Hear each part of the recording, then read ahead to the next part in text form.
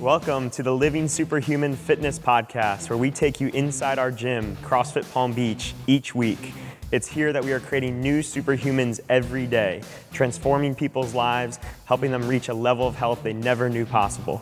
We strive to answer your most burning questions on fitness, health, nutrition, training, motivation, mindset, lifestyle, and more. If you have a question, please email us at info@crossfitpalmbeach.com. You can also learn more on our blog, livingsuperhuman.com. And if you have a moment, we'd love a review from you on iTunes. All right, it's time. Let's stop being average and start living superhuman.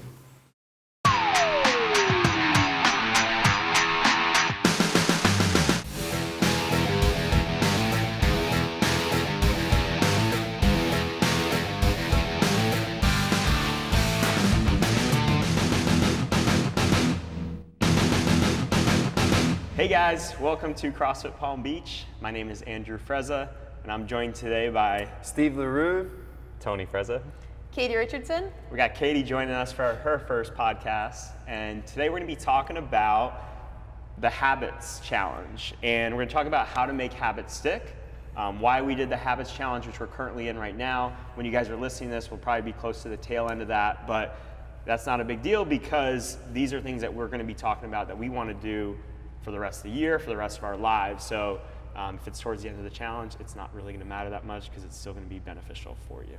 All right, so let's talk first about why we chose a habits challenge. We've done paleo challenges in the past, we've done macro challenges in the past, all been very successful for a lot of our members, but why are we doing habits this time around? Well, usually when we start a new year, we come out with these great big goals that we're going to do, in the year, and none of them come true. So we tried to kind of get the goal down to the smallest thing, and that's the habit that you do every single day, right? Knowing that if you do that habit every day, you will ultimately reach your goals. But taking the focus kind of off those larger goals and back onto the habits, we've seen much better results and progress. Yeah, I think when we do these challenges, a lot of people see great results in 40 days, 60 days, 30 days, whatever the number is. A handful will keep those results going throughout the rest of the year, whereas a lot of people will then regress and go back to where they were, or even worse than where they were, because they've lost so much momentum. They've seen where they were, and then they start to backtrack, and then it just snowballs in the opposite direction instead of a positive direction. So by focusing on the habits, we're kind of beginning with the end in mind. Like, what is it going to look like if it's a 40-day challenge? What's going to look like on day 41 through 365? And let's start there and start living that today, rather than trying to live in a way that we can't sustain. The nice thing with starting off with the habits rather than a more daunting thing like, I'm going to commit myself to fill in the blank. 10 workouts a week. Right, we're going to the gym 5 days a week, or giving up soda completely if you're drinking 6 sodas a day, for example. The habits can be so small that the first week, the first month, the first 6 months, the first year, it doesn't feel like a huge change, but that accumulation over months and years is what brings about slow results that you haven't even really wrapped your head around yet. And that's what's been great about this habits challenge is having that collective knowledge from all the different coaches and being able to help provide that end result as the vision, rather than if I charge as hard as I can from January 2nd, once the hangover's gone and off we go, before halfway through February rolls around, you're burned out, you feel demotivated, you feel exhausted, and like that 10 pounds you wanted to lose, or the extra sleep you want to catch up on, or that me time is just the bunny rabbit down the hole that you can never. I'm curious to hear, because you did macros, and I know, can you talk about how maybe a change of 20 grams of carbs or 10 grams of protein seemed insignificant in the moment, but then 3 months down the road, it's like, holy shit, Steve has a six-pack. He looks good. Yeah, that was a great learning curve, because previous fads had come and gone in terms of my own nutrition exploration, and I had been ketogenic, I had been this, I'd been that, and some of them were... He was ketogenic before it was cool. But there was, I looked good, but I didn't feel good.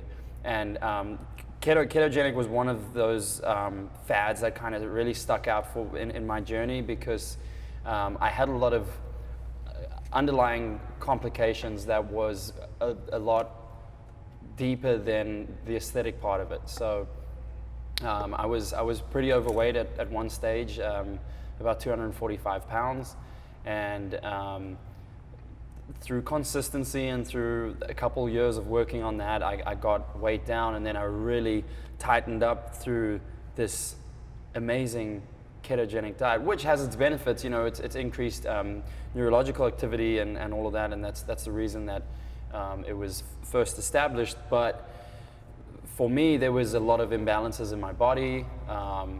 Hormonally, I was all out of sync, and performance was terrible, and there were a lot of variables that didn't tie in with health and wellness.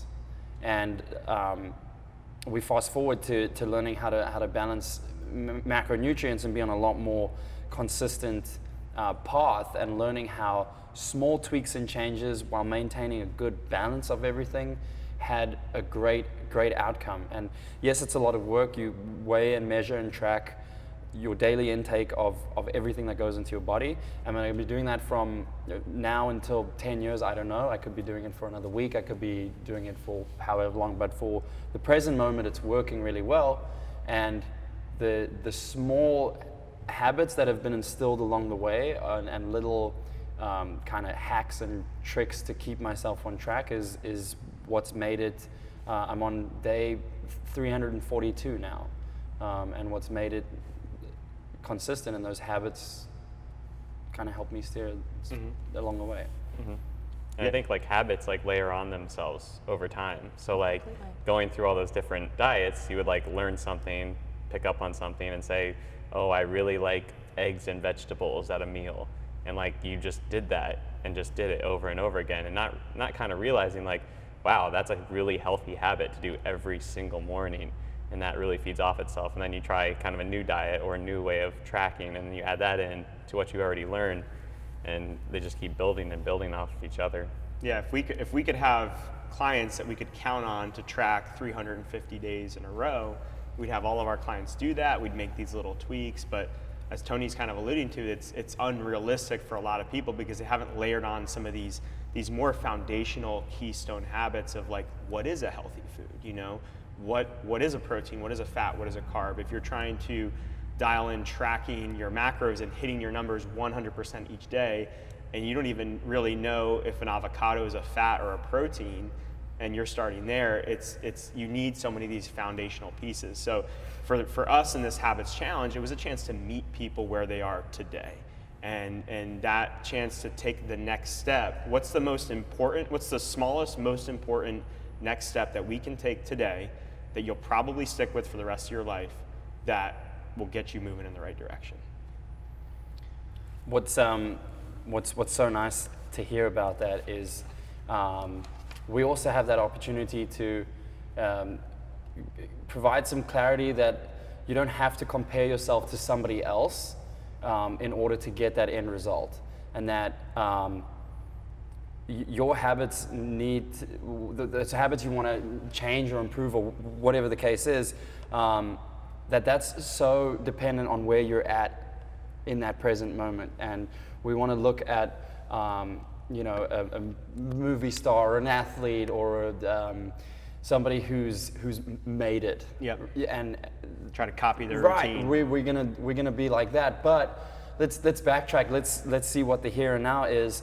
And maybe we'll take David Goggins, for example, who's an ex-Navy SEAL, and he holds multiple world records, and he holds the current one for the most pull-ups ever done, which is in its thousands. And somebody aspiring to do something like that, but okay, I can only do 5 pull-ups. how am I going to do 1,000 pull-ups? Like, don't worry about that person. Don't worry about where they're at. Worry about where you are. I'll never be in shape because I can never do 1,000 pull-ups. Right? Exactly. So instead of focusing on somebody else, which is an uncontrollable variable in your life, it's something that you can't control. Focus on what you can and start with those small habits and dial it in from there. One. It starts with one. I think that's the cool part about it is like just with the pull-ups, it starts with one and then you're doing 2.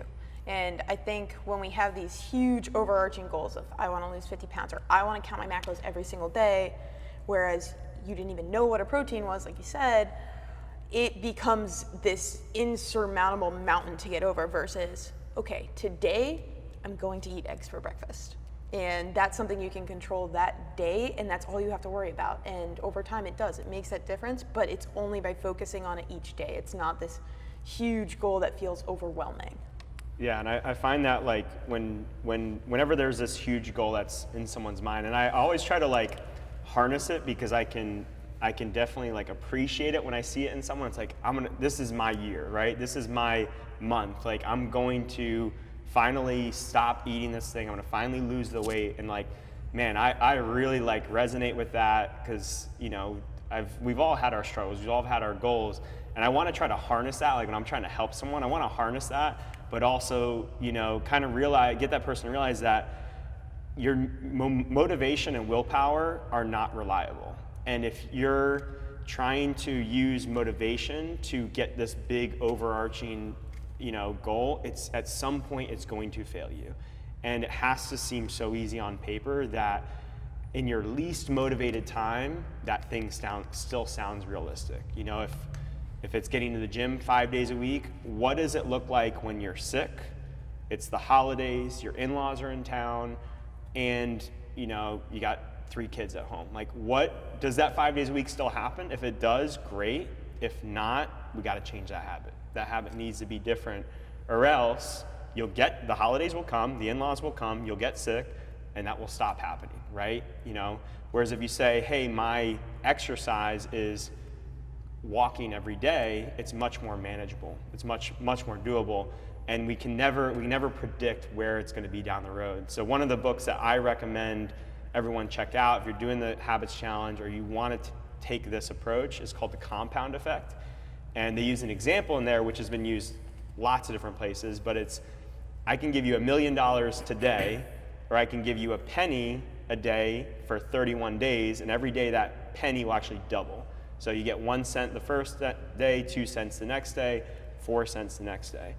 And what's really interesting about that is like day 20 something, you've worked so hard as the penny guy to double your money every day, right? You're doubling your effort every day, yet you're still way behind this person who has $1 million because you have like $50,000 at that point or whatever it is. But on day 31, you end up with like 10 million plus versus this other person's 1 million. And that's where habits become tricky, is like if we were to do a paleo challenge, let's say a 40-day challenge, we would have people at day 40 that are far ahead of our habits challenge people. But at day 80, they're probably neck and neck. At day 120, that habits challenge person is way ahead. At day 365, that habits challenge person looks like Steve LaRue with six-pack, and that person that did the 40-day challenge but now has backed off, and now they're in the holidays because it's day 365 and we're back to December, and they're trying to restart for next year. That other person has just built every single 30 days. Yeah, and trying to double your output or effort or productivity is a big ask. Oh, it's unrealistic. Yeah. But I mean, what we're trying to do and what we did do in our meetings with our athletes was like, where can we get like a 10% improvement?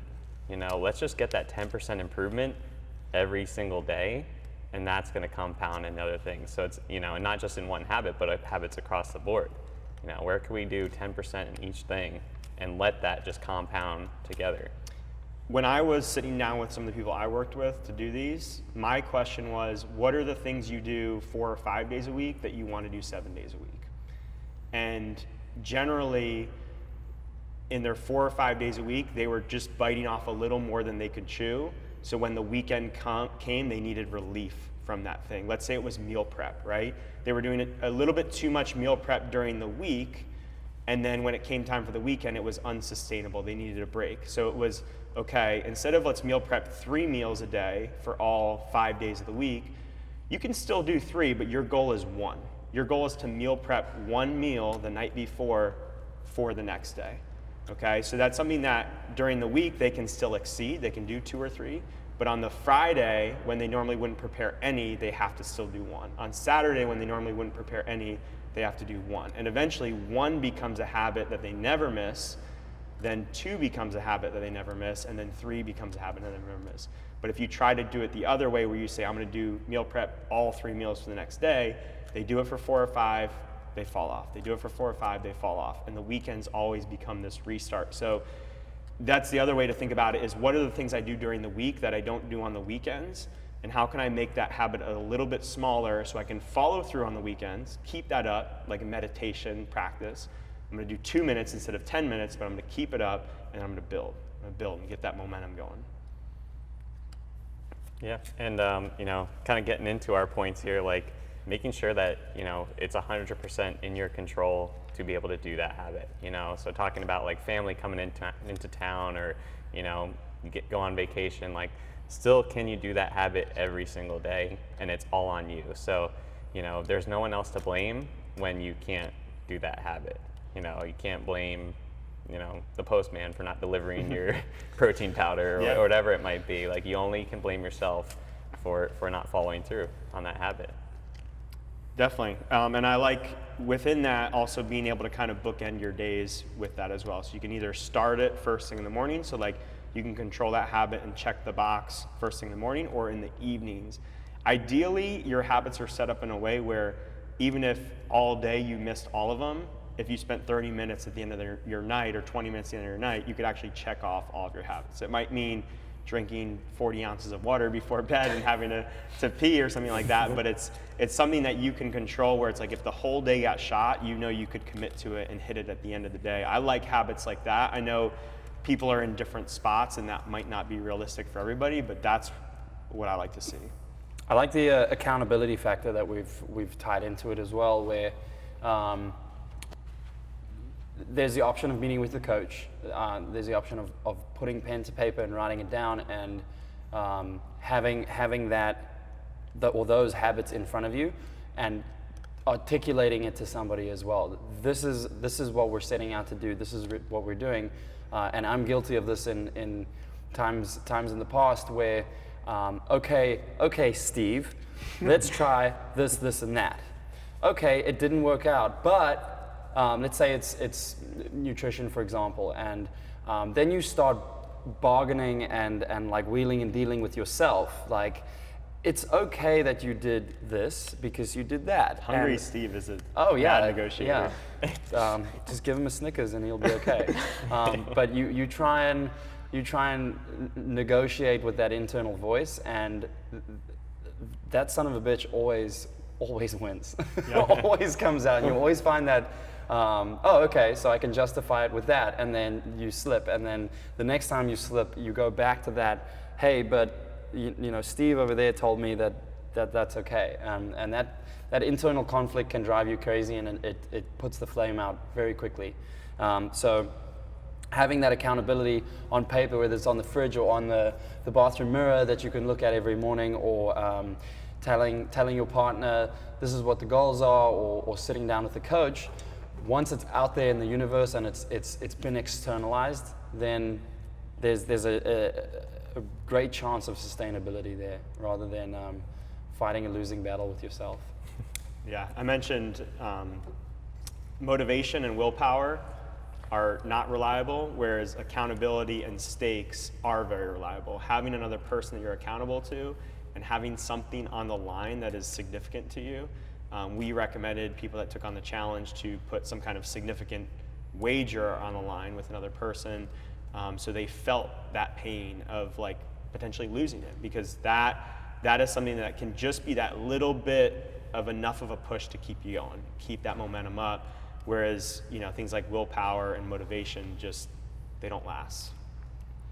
I think it's definitely important to note though that like your accountability partner, they should have stakes in the game, but you shouldn't be reliant on them to do it. Yes. So if you're my workout partner and I'm like, oh, okay, Andrew's my workout partner, but he's also my accountability partner, I run into trouble when you can't come in or you have something going on. I'm like, oh, well, he's not there, so I'm not there. So it's gotta be someone where, okay, we have this stake of, you know, if I show up at the gym more days this week, like you're gonna owe me a fit aid, whatever it is, and you know, I'm still accountable to you in that way, but just because you don't come or you have something come up where you can't be there, it's not going to detract me from my goal. Definitely. Right? And I think that's where, in a lot of times, people will get into having a workout partner at a gym and they're like, oh, okay, well, my workout partner stopped going.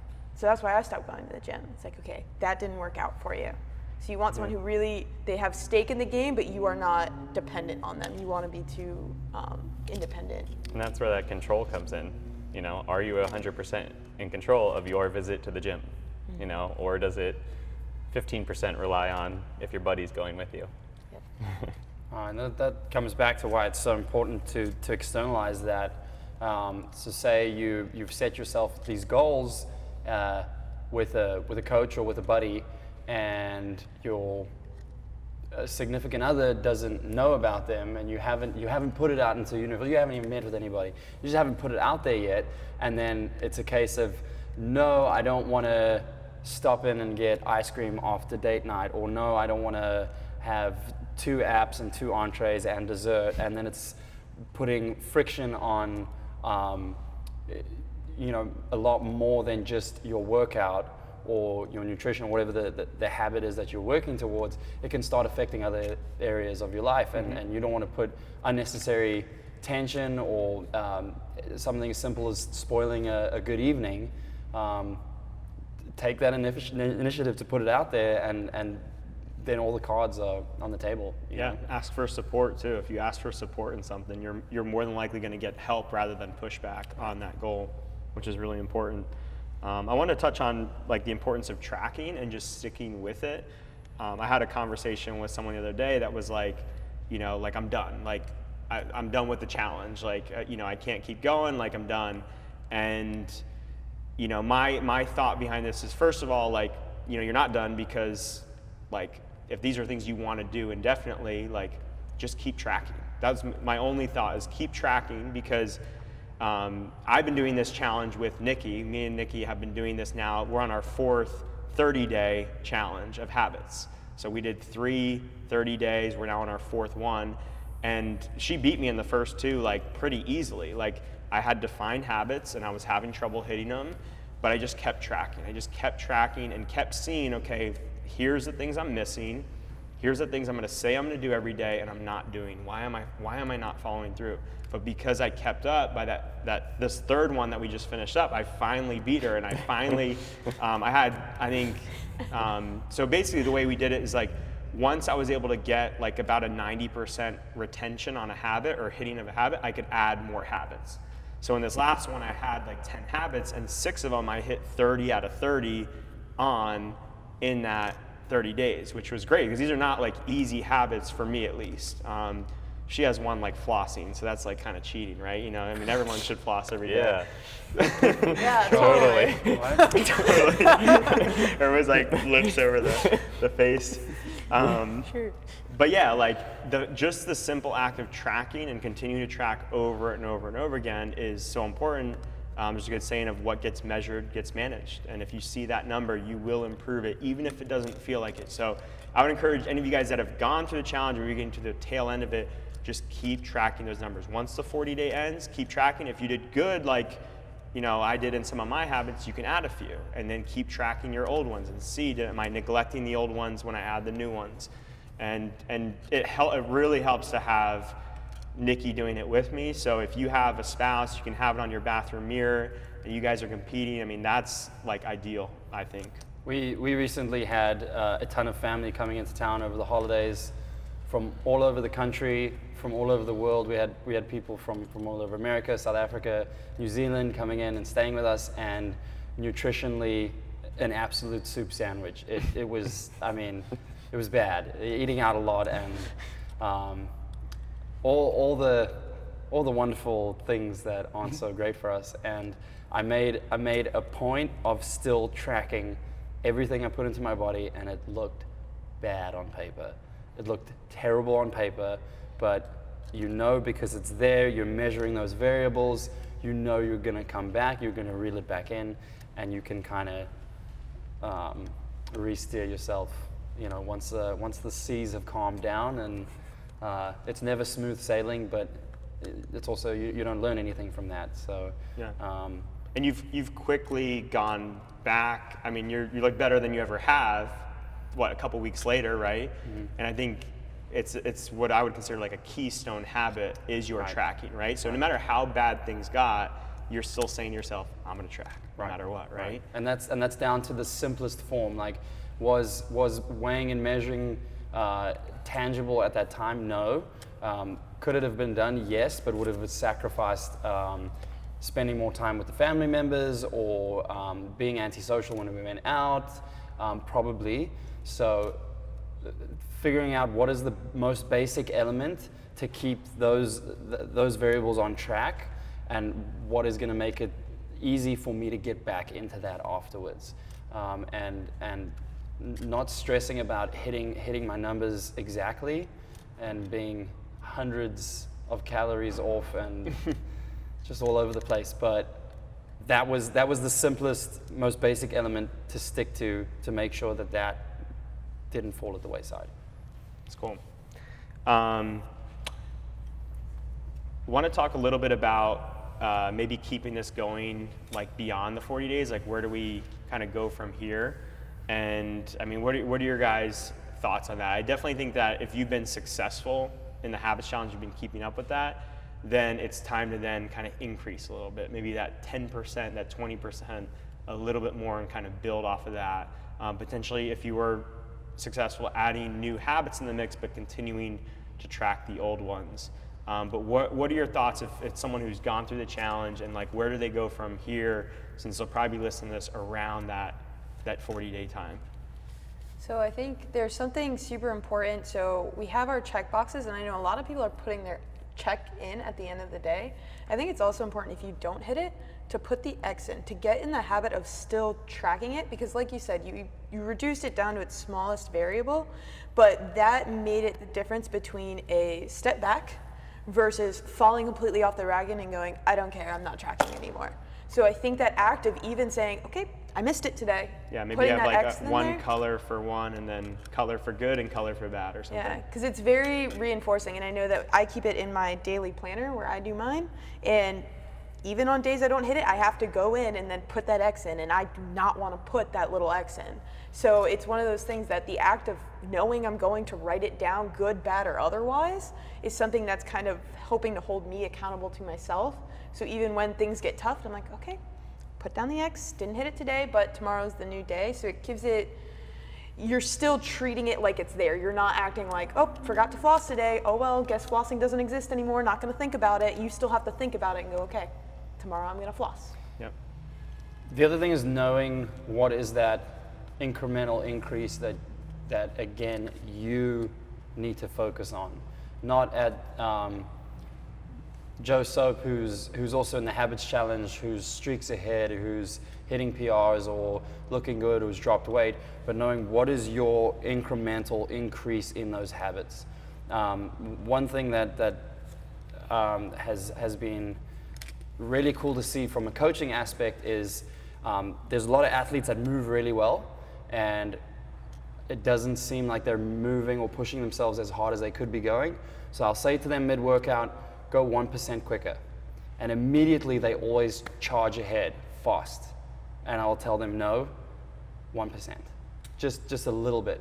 And if we put that pressure on ourselves to go really hard, really fast, when it's beyond what's necessary at that stage, that's setting us up to burn out and to fade over time. So knowing what is my incremental steps from here on out, how am I gonna take it to that 1% step rather than full steam ahead. Yep. And that's gonna help, maintain that sustainability. You're not gonna be as crushed at the end of the workout, but you're gonna have you would have pushed harder than you did yesterday. And you'd be ready to come back the next day. Exactly. Yeah. Yeah, I like that 1% increment, and that's where the coach becomes so beneficial. And I would, encourage anybody who's doing the challenge, get another conversation in with your coach to prepare for day 40 and beyond. Because I found, like you're saying, we tell people 1%, like we're saying in this podcast, 1 to 10% more, and it's always 50% more, 100% more. So your coach is going to help to kind of reel you in to keep you improving, because if you go 40 days at a time, you have 9 40-day chunks in 2018. The time is going to pass either way, so why not just commit to these small increments that 9 stages out is going to actually be a huge increment, and you have gotten all these positive gains all the way. The positive gains are going to compound. So even though you're going 10% more, the positive results you're going to see are actually compounding, because you not only are doing more, but you have the previous work that you're adding into the mix from the previous 40 days and the 40 days beyond that. So the other thing that I would encourage is begin to change the associations with the things you're doing. So like, let's take alcohol as an example. If one of your things right now is cutting back on alcohol, right? You're currently just, drinking, let's say, at least 3 drinks several nights throughout the week, and you're like, one of my goals is to maybe drink three drinks one night a week, but every other night I want to do 1 drink or less, right? If it's still more pleasurable for you to have the drinks than to not, eventually at some point, doesn't matter how dialed in you are to tracking and doing this stuff, you're probably gonna fall back to that. You have to begin to associate more pleasure to having 1 drink because of how great you feel the next day, how you sleep, how your workouts go, whatever it might be that you want to associate to. You got to begin to associate that within your mindset, and not just let this negative perception, because if you always just really enjoy getting drunk more than getting a good night's sleep, like, you're just going to keep getting drunk every night. That was me with ice cream. Getting high on ice cream every night, high on Halo Top.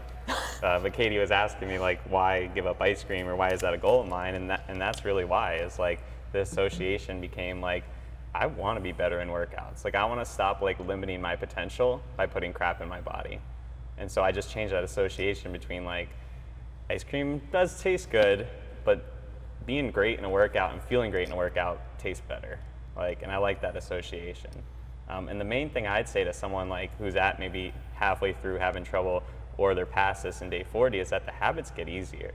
If you just do them every day, yes, there's a sticking point you have to get over. I like that quote, it's darkest before the dawn. It truly is. If you can meal prep on a Saturday night, you get that successfully, you've made it. You've made it through the hardest part, and it will get easier over time. Yeah, you're gonna feel why am I doing this? There's no point, but it's get through it. Just do it and get through it. That layers on top of itself as well. If a habit is, I want to spend less time on my phone or less time on social media, there's an hour and a half that you've just brought back to yourself in the day. You're maximizing more minutes. Hey, that 90 minutes can be spent on your Saturday night meal prep, which means you can get done with meal prep and still meet some friends, maybe not for all 3 drinks, but you're getting best of both worlds, where you're managing your time better, you're not on your phone as much, you're getting your meal prep done, and you're still having a social life. That's like checking a bunch of boxes that, for me would be a pretty damn good Saturday. Yeah. Cool. Anything else to add? All right, guys. Good luck with your habits, and make sure you guys reach out to a coach if you want help defining them and going beyond the 40 days. And see.